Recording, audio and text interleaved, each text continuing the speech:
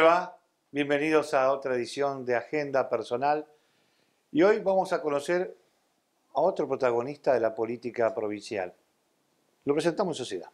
Doctor Gabriel Montserrat, abogado, 53 años, casado, 3 hijos. ¿Cómo anda, doctorazo? ¿Bien? Bien, bien, muy contento, bueno, con esta campaña uno anda con el ritmo cambiado, pero contento. Bien, a ver, vamos a hacer que la gente conozca una faceta que por ahí no es habitual charlarla en los programas periodísticos. Capaz sí los amigos la conocen. Sos rosarino, ¿no? Rosarino, nacido y criado en la zona sur de Rosario. Ajá. ¿Qué barrio? En el barrio, digamos, sería entre Tiro Suizo y Saladillo. Es un barrio que le llamaban el barrio militar o el barrio de los bancarios. Mi papá era bancario. En Buenos Aires al 4800, pasando Uriburu, San Martín al 4800, un barrio de chalecitos y de monobloc, con una escuela y una plaza enfrente, un barrio futbolero. ¿Y hasta qué edad fue tu barrio? Y hasta los 14 años, que Sí, nos sí, mudamos más para el centro. La primaria la hiciste ahí. Sí, toda la primaria en la escuela 66, General Las Heras, escuela a la cual de vez en cuando me doy una vueltita cuando hay algún tipo de celebración. ¿Y esa era la escuela de Messi, era esa? Así es. Bueno, esa escuela ha sido famosa después cuando obviamente Messi, que es una celebridad mundial, es la escuela donde hizo la primaria Lionel Messi. Y contame un poquito de ese barrio. ¿Qué había en particular? ¿Qué es lo que hacía que te gustaba tanto? Porque nadie se olvida del barrio de la infancia, ¿no? No, seguro. Bueno, era un barrio donde la pelota era el protagonista, o sea, Había mucho atrás de potrero. mucho potrero, atrás de los monobloc, cosa que hoy ya prácticamente han desaparecido. Enfrente en la escuela había una canchita de fútbol, en donde además en la escuela se organizaban torneos.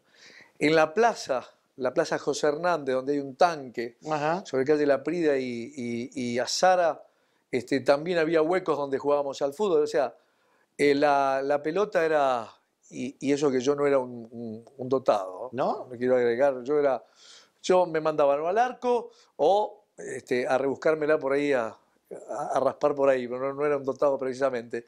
Pero digo, era un barrio en donde, bueno, se respiraba y se transpiraba fútbol, en donde estábamos los de Newell y los de Central, pero había amistad, había confraternidad. ¿Y vos de qué club? De Newell's Old Boys. De Newell's. Sí, muy leproso. Sí, y ahora, esa infancia, digamos, que te llevó a estar en la escuela, ¿era un chico, digamos, de lo que se dirían disciplinado o era el travieso del grupo? No, yo en la escuela era un buen alumno. Era un buen alumno, lo que pasa es que yo lo que tenía era que a veces era demasiado charlatán y tenía algún problemita más de conducta por mi faceta humorística que otra cosa. Pero en el estudio era un buen alumno. Casualmente con los compañeros de primaria nos volvimos a reunir en varias oportunidades. La última vez fue en noviembre, porque cumplimos 40 años de haber terminado el 7º grado. Y nos juntamos en la zona sur, en un lugar en San Martín y la Madrid. ¿Y todavía se juntan todo el grupo? Y nos juntamos, te digo que éramos 12 o 14 personas, que la verdad es un buen número. Claro, porque aparte muchos estarán viviendo en otra provincia, en otros lugares. Sí, pero vos sabés que lo que ha fortalecido, nos ha vuelto a reunir, porque uno por casualidad con algunos siempre se cruzaba, pero el tema de las redes sociales, sobre todo de Facebook, ha hecho que la gente se vuelva a redescubrir.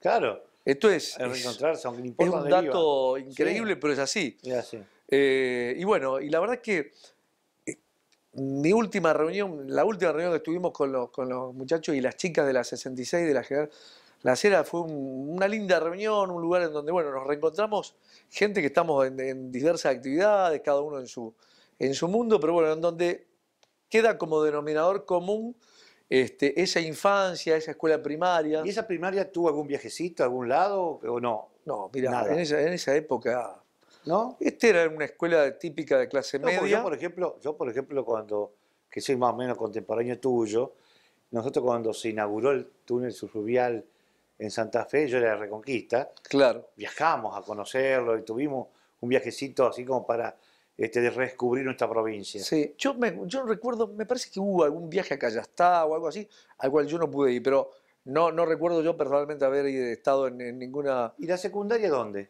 En la secundaria, en un tradicional colegio, que es o era, porque ahora cambió la denominación, el viejo Colegio Nacional número 1, Domingo Antonio Sarmiento, que se encuentra en Necochea y 9 de Julio.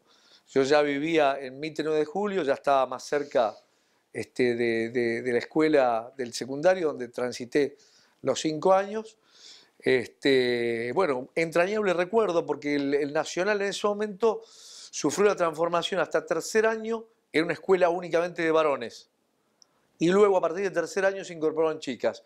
Pobres chicas, que eran absoluta minoría, en una escuela tradicionalmente de varones y de salvajes. Claro. Porque era una época en donde el Nacional, que era una escuela donde, como te digo, era una escuela donde tradicionalmente muchos de los gobernantes, de los patricios de la ciudad de Rosario habían transitado sus aulas, se había transformado ya en los 70 en adelante en una escuela en donde iban muchos repetidores, digamos.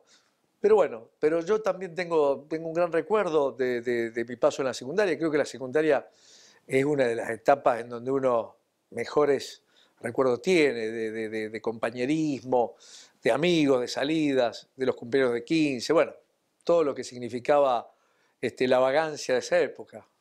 Ahora, y ahí sí hiciste viaje de estudio, me imagino. Bueno, teníamos un grupo que tuvimos el siguiente problema. No empezamos en primer año y terminamos en quinto del mismo grupo. Como te reitero, había alguna gente que se iba quedando en el camino. El grupito que terminó, de casualidad, lo que pudimos llegar a armar fue la fiesta de graduación. En la Villa de Freud, que todavía existe, un boliche allá en Fisherton, saliendo de Rosario. Pero no hubo consenso ni posibilidad de armar un viaje de estudio. Ni a Bariloche, ni a Brasil. Yo me recuerdo que hubo unas discusiones y todo, pero no había, no hubo clima. En ese quinto año, como éramos una suerte de fusión de distintos grupos, porque se iban quedando las comisiones con poca gente y los que llegamos. Si bien era un grupo de gente bastante piola, no hubo posibilidad de armar un viaje.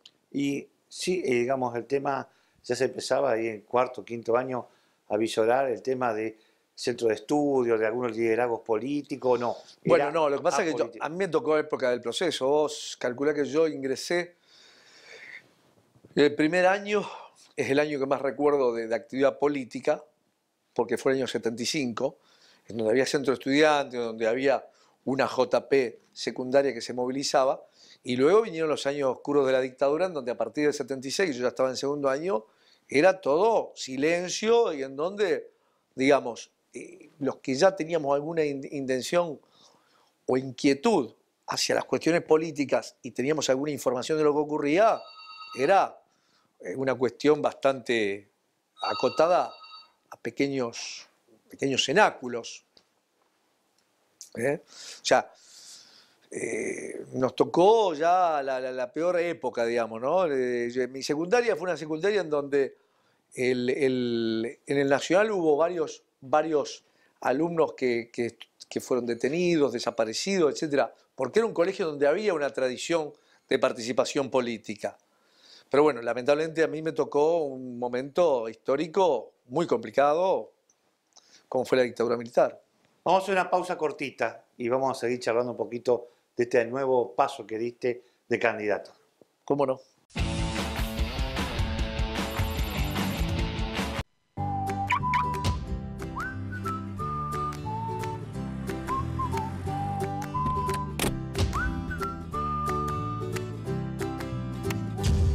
Lo peor que podemos hacer es no hacer nada.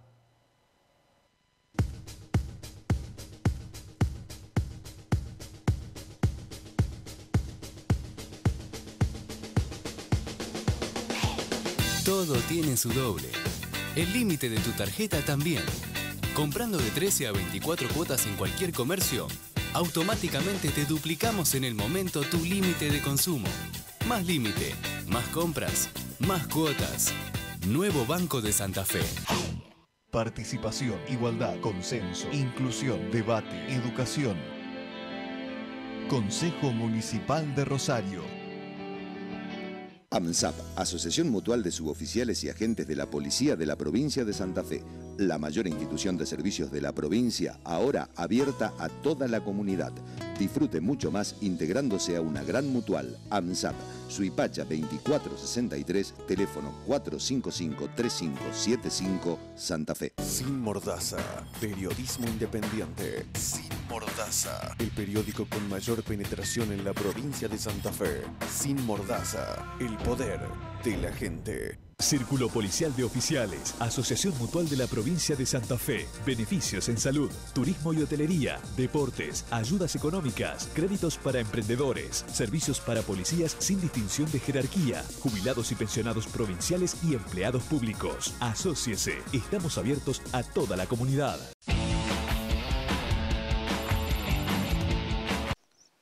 Seguimos con el doctor Monserrat para poder seguir charlando un poquito ahora ya metido adentro de lo que es su vida como profesional y como político. Terminaste la secundaria y decidiste ser abogado. ¿Por qué? Bueno, en realidad yo primero tuve una incursión por el periodismo. ¡Apa! Eso no la seguía. Ah, bueno, y tuve participación. Yo empecé a estudiar periodismo en un instituto que era el Instituto Superior de Ciencias de la Comunicación, que dirigía el profesor Panarisi, que había sido profesor mío en la secundaria, en el Nacional, y que era un tipo macanudo.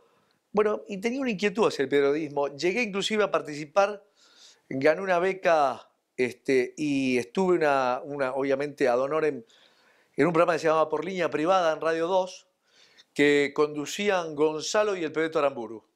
Año 80 y pico. Mirá vos. Gran profesional, Gonzalo. Bueno, Alberto Gonzalo, un hombre con el cual yo aprecié mucho, un hombre con el cual realmente era un profesional del periodismo. Y bueno, yo trabajé una temporadita en la producción, fruto de que había ganado una suerte de beca, porque habíamos hecho un curso en la vieja Radio 2 que estaba en Plaza Montenegro. Y bueno, tuve mi incursión y luego me incorporé, era la época que había examen de ingreso para la facultad, y yo recuerdo, me coincidió que rendí para ingresar a la facultad de abogacía y que hubo un problema de cupo, que había mucha gente, digamos, si bien aprobé el examen, había un problema de cupo, y me coincidió con el servicio militar, con lo cual yo me tuve que ir. O sea, me dieron la noticia, me acuerdo, estando en la instrucción, me dijeron, che, bueno, aprobaste el examen, muy bien, en historia, en filosofía más o menos, pero aprobaste. Ahora el tema es que parece que hay un problema de cupo y había quedado afuera. Así que tuve que esperar un tiempo más para... ¿Hiciste la colima también o no? Sí. Sí, hice el servicio militar. ¿En dónde? En un lugar que la verdad es que pensándolo desde este momento, digamos, uno en ese momento sabía lo que ocurría en el país, pero a lo mejor no tenía la dimensión de lo que había sido. El destacamento de inteligencia que estaba en el Burero Oroño, que dependía del comando del segundo cuerpo de ejército. Éramos muy pocos soldados y yo recuerdo que al principio, bueno, luego de la instrucción que hacíamos con la compañía, el comando y el destacamento, éramos 30 soldados del destacamento. Luego de una de mis primeras guardias, hacíamos guardia, el destacamento estaba Oroño entre Córdoba y Rioja, con lo cual, digamos, no era muy sacrificada nuestra vida militar, pero teníamos las guardias en donde, bueno, uno tenía que estar apostado o sobre el Burero Oroño o en el techo del destacamento. Y yo recuerdo que un día, una siesta otoñal, se me escapó un tiro. Apa. Entonces, bueno, fui castigado, sancionado y me mandaron a la cocina de mozo. O sea, me vieron menos peligroso con la bandeja que con el FAL. Claro. Así que tuve, digamos, en realidad mi servicio militar fue más yo podría de ahí haber saltado al gremio gastronómico. Mirá vos. Y bueno, volviste a la universidad entonces, que fue cuando terminaste... Sí, la facultad, porque bueno... ¿En qué año arrancaste? Fin del 82, porque nosotros con el tema de Malvinas se postergó mucho nuestro servicio militar. Con la guerra de Malvinas terminamos saliendo luego concluida ¿Fuiste- la guerra. ¿Pero fuiste combatiente? No, nosotros estuvimos obviamente afectados Sí, el teatro de operaciones. al teatro de operaciones, pero nunca nos movilizaron. Siempre nos tenían día tras día con la... Es la espada de Damocles. Ahí, Sí, con la cosa de que íbamos a Malvinas y bueno, yo ahí ya recuerdo discusiones serias con oficiales y suboficiales, porque yo tenía buen diálogo en general y obviamente en materia de historia y de política, siempre fui un gran lector, siempre me interesó mucho y con los tipos tenía siempre en las guardias, en esas largas noches de conversaciones.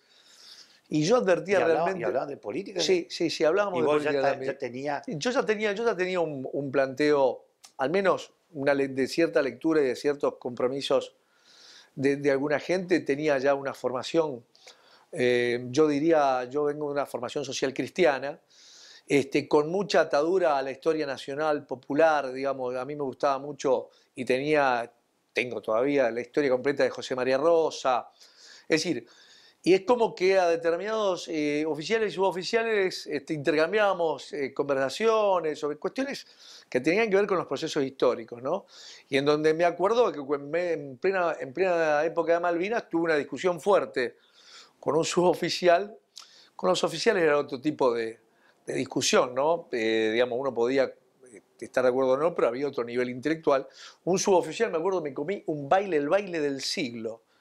Porque yo le dije que era una flagrante contradicción, que estábamos enfrentando al Imperio Británico y por otro lado teníamos un gobierno en donde la economía estaba absolutamente vinculada al imperialismo, a los grupos de poder concentrados de la Argentina, Martínez de Oz, Nicanor Costamendi. Entonces el tipo se enojó. Digo, en lugar de rebatirme o tratar de... El tipo se enojó. Era un sargento ayudante que era comando. Me acuerdo que él contaba toda su formación.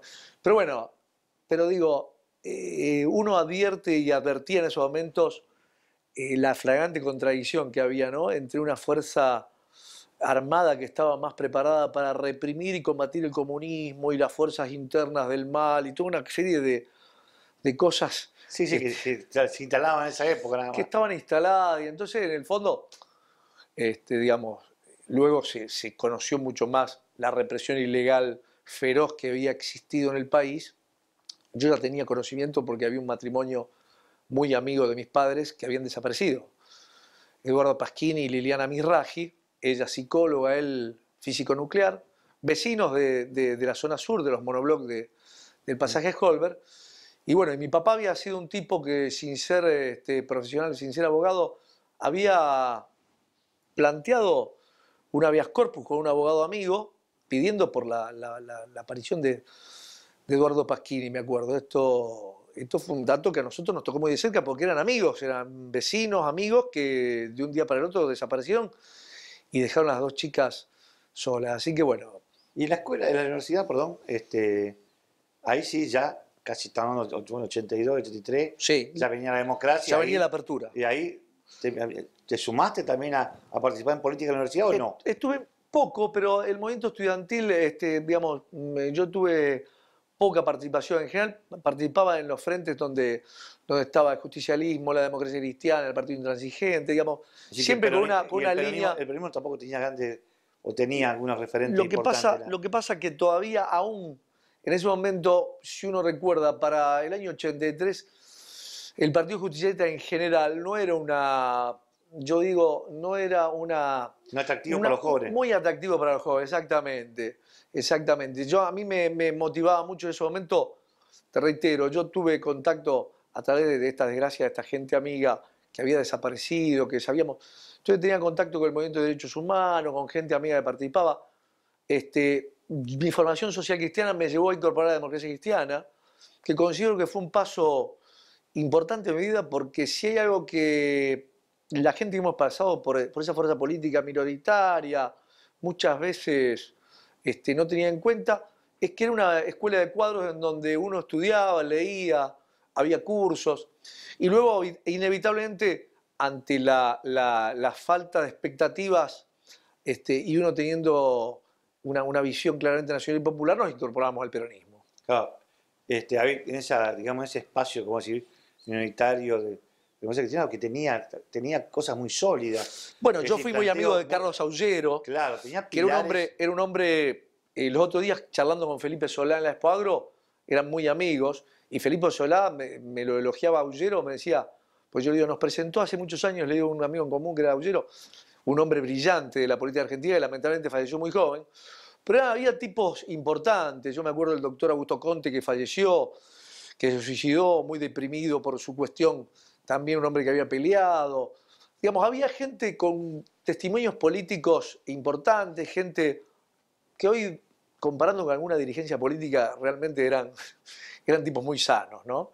Y entonces digo, yo rescato de toda esa etapa de militancia juvenil, de participación política, en donde obviamente la posibilidad de estar en ese espacio también me llevó a integrar el peronismo, a hacer amigos como Julio Bárbaro, como tipos que hasta el día de hoy creo que siguen brindando un servicio a la política, al país, un compromiso.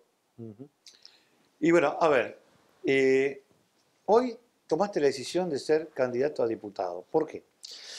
Bueno, en realidad un grupo de compañeros me plantea,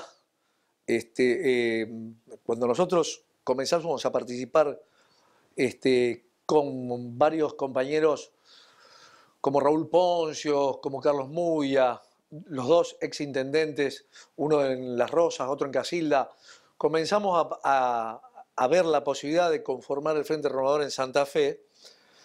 Bueno, veíamos que la intención era ir trabajando a los fines de conformar lista en los departamentos, en las distintas localidades.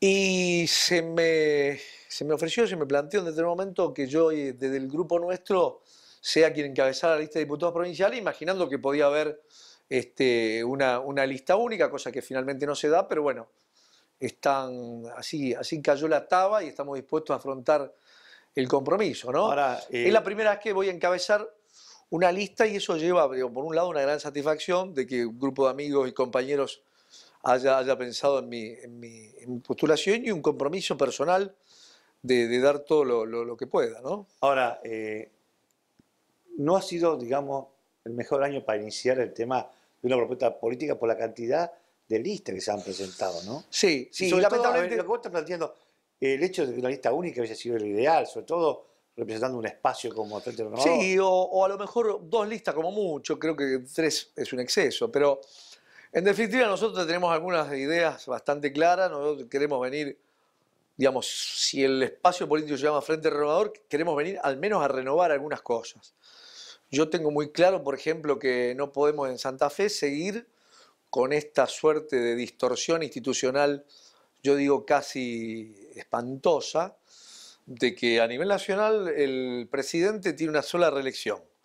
A nivel provincial, por la Constitución, el gobernador no tiene la posibilidad de ser reelecto ni una sola vez, y sin embargo, asistimos a un festival de reelecciones de tipos que hace 20 años que están o en el Senado, o en el Consejo Deliberante, o en una presidencia comunal, o incluso con varios mandatos de diputados provinciales. Me parece que esto es un dato que nosotros advertimos como una distorsión grave, que atenta, que hace mal a la salud de lo que significa la República en serio. Porque acá muchas veces, Carlos, yo escucho hablar con grandes discursos el tema de la calidad institucional, que es una palabra, una expresión de moda, que de diversos sectores se la agita.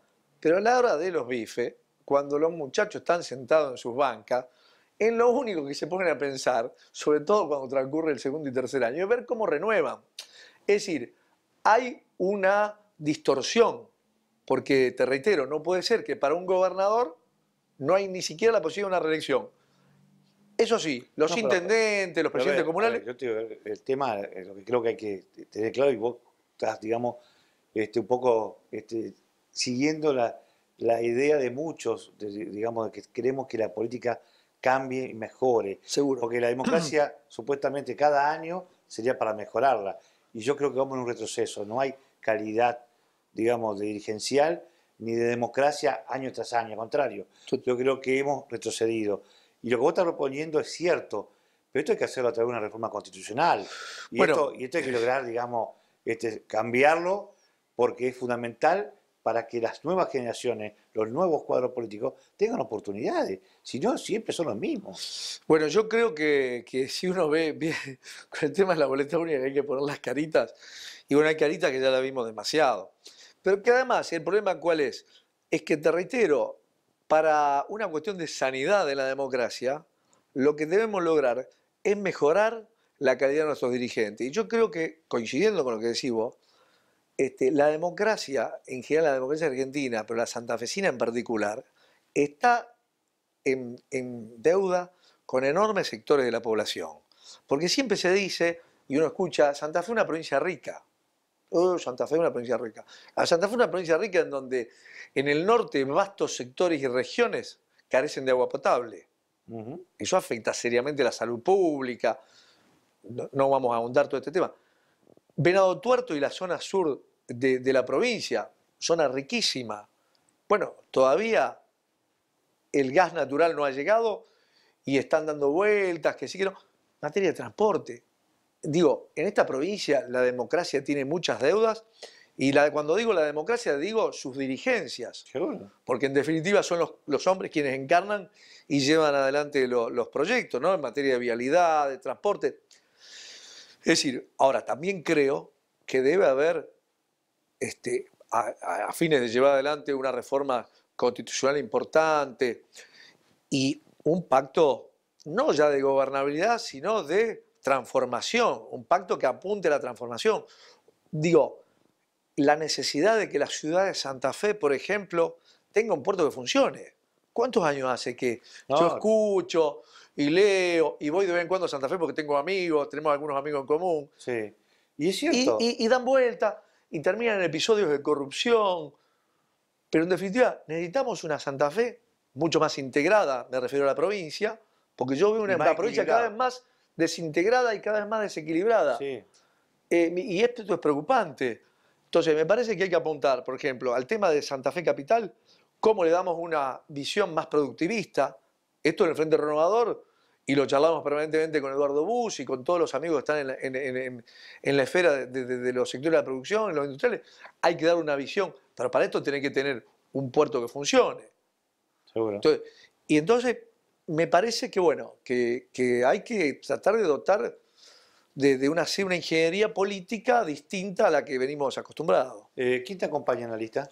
Bueno, la lista es una lista de dirigentes y militantes de casi todo el territorio provincial.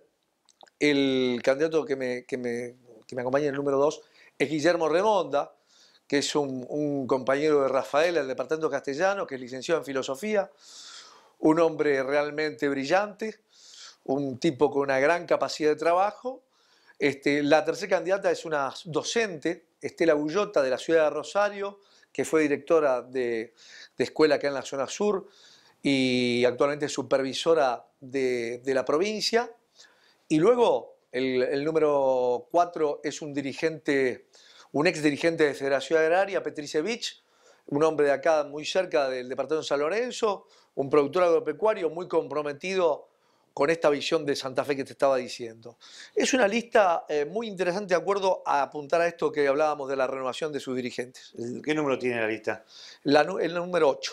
¿8 cuánto? 805. 805, ¿verdad? Creo que sí, sí. Porque tienen 3. Sí, son 3, competimos contra 2 listas más. Y obviamente, bueno, la nuestra se llama Austeridad Vecinalista. Y tiene que pasar por lo menos 30.000 votos para estar en la segunda instancia. Sí. Y nosotros aspiramos a pasar, a transcurrir las pasos y a triunfar, obviamente. Gracias por haber venido. No, yo te agradezco y bueno, la verdad que la pasé muy bien. A ustedes seguimos con otra edición, un pocos minutos más, con otra edición de lo que es Agenda Personal.